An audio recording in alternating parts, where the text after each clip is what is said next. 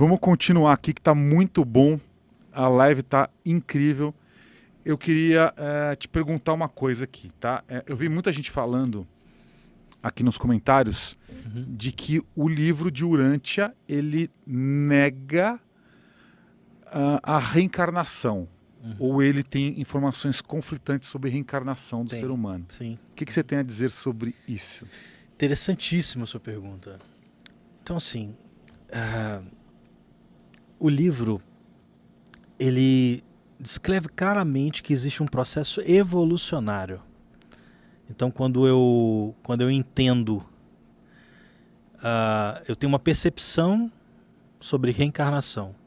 O livro ele cita que nós não podemos retornar com consciência a este mesmo planeta em outro tempo histórico.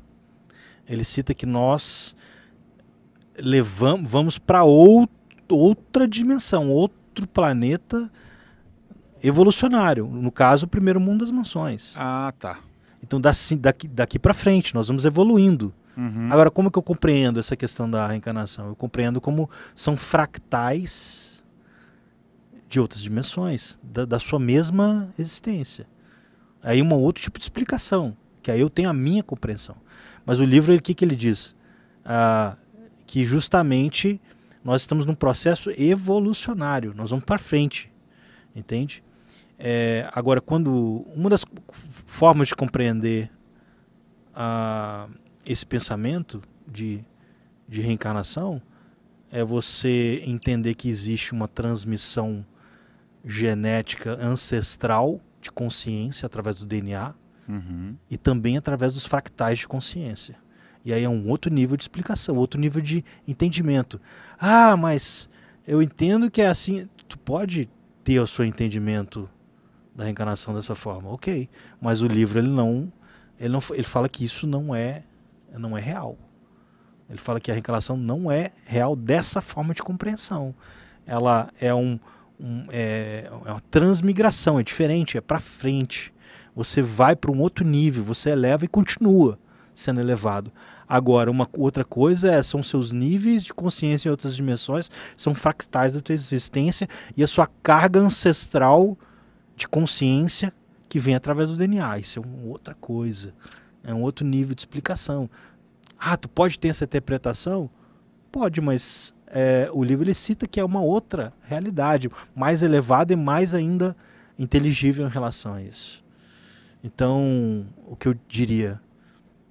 Eu diria para você que a sua consciência de agora, ela vai viver aí até no máximo 120 anos por enquanto, talvez, né, menos ou mais. Mas o que acontece? Aproveite agora, realize tua missão aqui e você vai ver que isso vai continuar no processo evolucionário. Nós estamos presos a isso, a tempo e espaço. Mas existem consciências sobre isso e como acessá-las. Então, vamos ver se eu entendi. Porque o conceito clássico de reencarnação é que a gente fica, então, né, o corpo físico ele vai morrendo, renascendo aqui na Terra, para que a cada morte e renascimento a gente dê um salto evolutivo espiritual. O que o livro diz, então, é que isso não acontece aqui na Terra, porque se eu evoluir, eu já estou indo para um outro orbe de existência. Então eu não fico nesse ciclo de morte e renascimento aqui na Terra. Muito eu vou menos. Renascer num outro planeta, né, evoluindo. Exato. Eu vou estar renascendo num outro planeta com um nível vibracional superior. Mas, então, para que a reencarnação funcione, segundo o livro, né, da forma como as pessoas entendem, eu, como espírito ou indivíduo, eu teria que ficar estagnado no mesmo processo evolutivo. Eu não sairia da Terra. Eu ficaria nascendo e renascendo na Terra o tempo todo porque o meu espírito não está evoluindo. Seria mais ou menos esse contexto? Não. Na verdade, assim, se você... o livro, claramente, ele diz assim, a partir do momento que você crê, você sim pode... em 3 dias depois que você morrer, estar no primeiro mundo das mansões, ou você ficar 1000 anos de uma, vamos dizer assim, de uma era adormecido. Até que você, se você for uma pessoa que não crê em nada, talvez você possa... Essa é a minha compreensão, tá, gente? Então, você pode de alguma forma ficar estagnado ali ou até preso. Aí você pode usar N outras explicações, N outras interpretações sobre esse ficar preso aqui. Entende? Aí já é um campo que eu não quero entrar, prefiro não entrar. Então, qual que é a compreensão do livro assim, ó? Mais uma vez, o que o livro diz, né? E o que está dentro do meu coração essa evolução, ela é contínua para frente. Você nunca volta para trás no mesmo planeta, muito menos sem consciência. Ou seja, você vai sim ter consciência da tua existência aqui na Terra, porém você vai muito mais ter consciência das coisas mais elevadas que você fez. As coisas mais de nível mais baixos de carnalidade de matéria, você não vai ficar resgatando isso, porque é como se fosse purificado. E aí você vai evoluir lá no mundo monacial e assim por diante. Essa é a explicação. O livro ele inclusive deixa muito claro essa questão de que é uma certa, vamos dizer assim, uma certa confusão, um certo engano em relação a esse pensamento que foi divulgado e se tornou algo de senso comum, mas que não é assim. E que, mais uma vez, vou abrir um parênteses aqui, muita coisa que o livro vai trazer, ele vai chocar, ele vai confrontar, entende?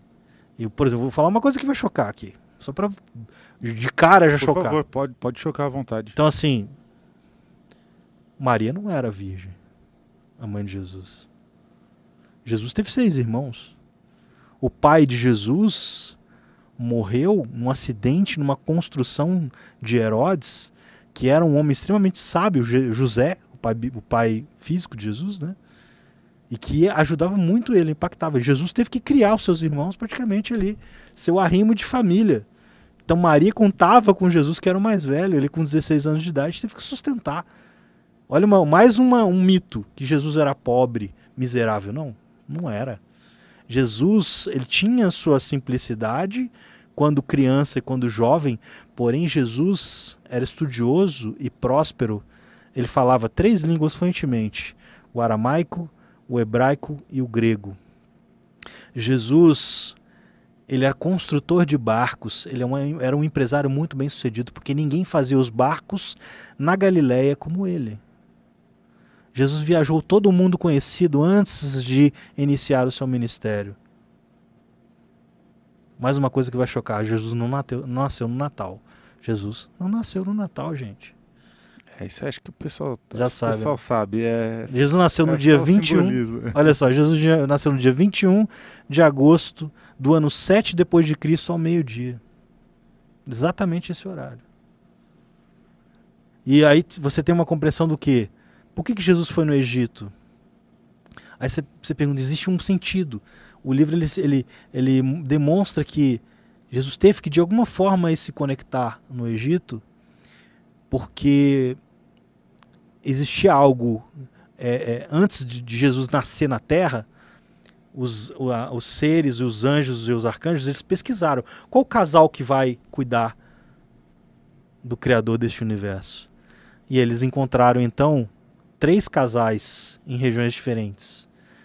E por que escolheram na região da Judéia, na região do Oriente Médio, da Galileia? Porque ali era onde existia a religião mais avançada daquele tempo e mais próxima da verdade.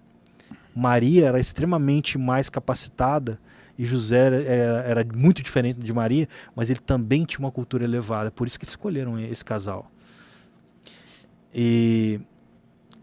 Ou seja, não foi por acaso que ele nasceu desse casal. E sim, José teve que coabitar com Maria para nascer. Não foi um milagre. Uma coisa que vai chocar. Não foi o Espírito Santo que foi lá e botou, criou dentro da barriga de Maria, como diz a tradição religiosa. Certo? Mas o que aconteceu? Sim, ele nasceu.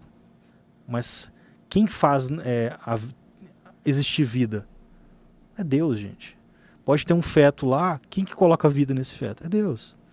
Então ele precisou de uma estrutura biológica para nascer assim, e ele passou a ter consciência de quem ele era somente aos 12 anos de idade. Porque ele não sabia que ele era o governador do universo, o criador do universo, completamente até os 12 anos de idade. Aí sim passou a ter consciência. E o livro cita que existem diferenças de datas históricas e questões, mas em detalhes mesmo. Então, tu começa a compreender, antes de iniciar o seu ministério, Jesus ele tinha andado por toda a Ásia, por Alexandria, Roma, todas as cidades ele tinha ido. E se eu for dar um exemplo, por exemplo, de pessoas que aparecem no livro dos Atos dos Apóstolos, Jesus conhecia várias dessas pessoas com o nome de Joshua ben José. Qual era o nome dele? Era Joshua ben José. Depois, né, ele ficou conhecido como Yeshua, Jesus de Nazaré. Né? Então, as pessoas que conheceram ele como Joshua ben José nem lembravam que ele era o Yeshua, que morreu na cruz. Né?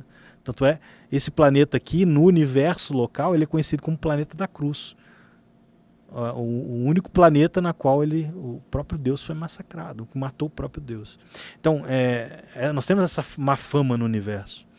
Por isso que nós somos uma atração turística universal, entre aspas. Mas que existe uma coisa muito importante nisso, tá, que eu quero dizer. Através das experiências dos humanos deste planeta de Urântia, pessoas que viveram aqui fazem toda a diferença. Existem os 24 anciãos. Esses 24 anciãos são autoridades que viveram neste planeta e que são conselheiros do universo local, que são conselheiros do sistema local e que fazem parte dessa estrutura toda. Né? Então, nós temos que perceber que algumas coisas são contadas, são multiplicadas, mas que não são a verdade absoluta, que existe uma compreensão sobre isso. Então a compreensão existem fractais da nossa consciência, existe um processo evolucionário para frente, né? E existem formas de consciência de acessar isso. Uma delas é através do DNA ancestral, que você se conecta com a sua existência. Nós somos uma mistura, principalmente nós brasileiros. Nós somos uma mistura de diversas raças, e o livro de Urântia ele descreve a evolução das raças claramente, né? E que realmente uma das raças que iriam elevar biologicamente era a violeta lá do Adão e Eva, que não deu certo.